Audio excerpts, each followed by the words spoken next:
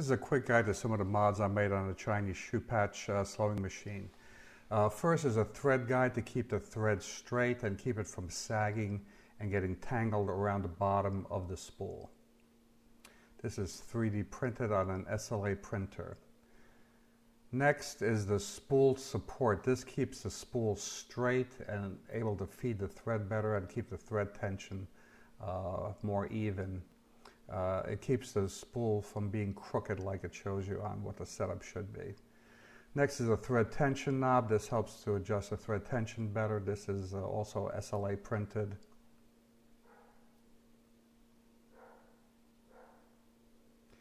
Next is the bobbin winder. The bobbin winder that comes with the machine is pretty useless and pretty flimsy. I made one. This is driven off the flywheel and also has a magnetic attachment. Next, I made a center mark on a presser foot. This helps you to align your sewing stitches better, and if you want to sew along a line, this will definitely make it a lot easier to do so.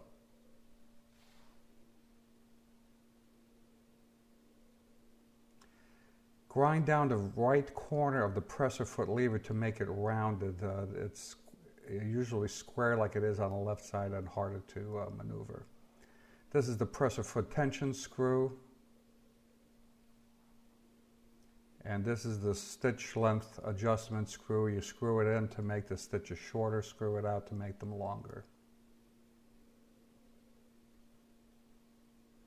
This is the presser foot lift lever. And this is the crank flywheel. You always crank it clockwise, never counterclockwise. Next is the pitman arm. When I first bought my machine, the pitman arm was bent. When I tried to crank the flywheel, it would not crank. It was very rough and it had a grinding sound.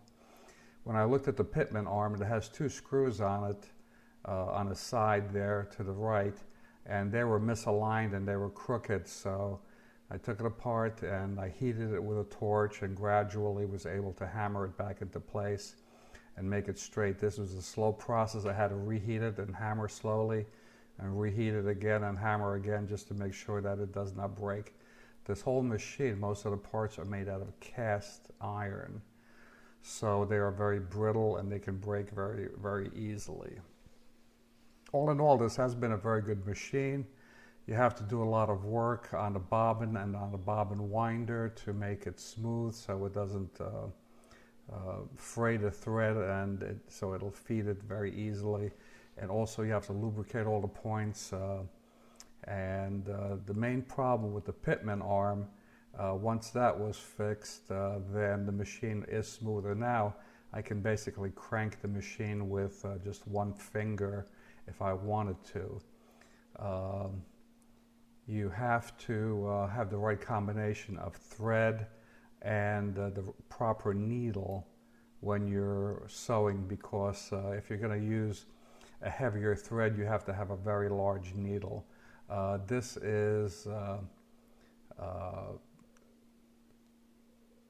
number 69 thread, and this is a number 20 needle. If you're going to try to use 135 thread, then you have to use a number 22 needle. This will sew chrome tan leather very easily, multiple layers. I also took off the second tension adjustment because you only need one.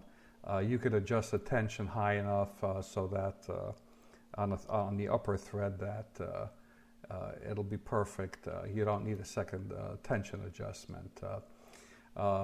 Besides this, I also added a thread oiler, which helps to make it smoother, and it'll sew much better.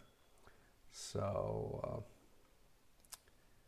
I'm going to have some other videos on here about this shoe patcher machine. I also did paint it because there was a lot of rusty spots on it. First I cleaned it with a wire brush and then painted it over. This should last a long time. It's a very good machine for the money. I only paid $75 for mine, and I've been very, very pleased with it and have been able to sew things that I couldn't otherwise do. Thanks for watching.